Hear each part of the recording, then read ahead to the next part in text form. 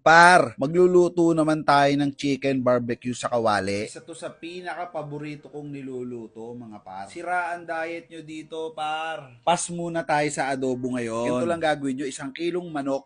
Any part, tas lalagyan nyo ng bawang. Mas maraming bawang, mas masarap. Tapos maglalagay din kayo ng paminta. Tapos maglalagay kayo ng ketchup. Kami, ang ginamit namin dito yung UFC ketchup. Mas gusto kasi namin yun. Tapos maglalagay ka ng 1/3 cup ng asukal. Hindi masyadong matamis yan, par, huwag kang mag-alala. Tapos maglalagay ka ng calamansi juice. Ito yung bagong pigang calamansi na inalisan lang ng buto. Maglalagay ka ng 1/3 cup ng toyo. Kahit anong brand ng toyo. Tapos hahalu-haluin mo lang, par. Ganyan, haluin mo lang. Haluin nyo lang maigi, mga par. Talagang halung-halo dapat para mas maganda. Imamarinate mo yan na overnight. Or kung atat na atat ka na, pwede rin namang 1 oras. Tapos maglalagay ka ng 3 tablespoon ng margarine o butter. Kahit ano, par. Ikaw na bahala kung ano gusto mong ilagay sa dalawa. Hindi naman magre-reklamo tong lulutuin natin eh. Eto, par, kahit 2 tablespoon lang, okay lang. Nasa sa inyo yan, par.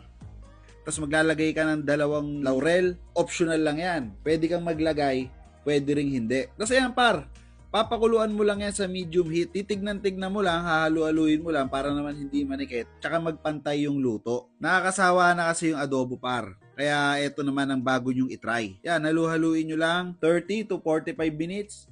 Basta malambot na yung manok, okay na yan. From time to time, i-check nyo lang. Yan, kagaya ng ginagawa ko. Kaya nga pala, par, naka-medium heat lang tayo dito ah.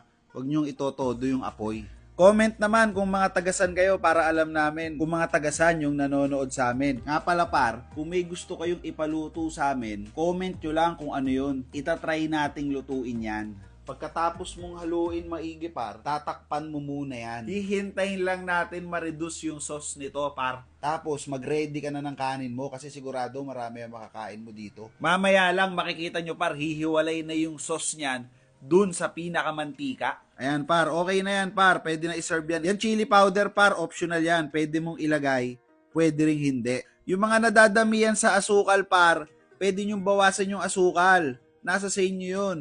At kung tingin nyo naman masyadong mamantika to, pwede nyong bawasan yung butter or margarine. Super easy lang gawin nito, par. Nag-marinate ka lang, tapos papakuluan mo na hanggang sa maluto. Tapos na, par, walang kahirap-hirap. Para ka nang kumain sa restaurant nito. Magugulat pati kapitbahay mo pag natikman to, par. Ginagarantiya ko yan sa inyo, mga par.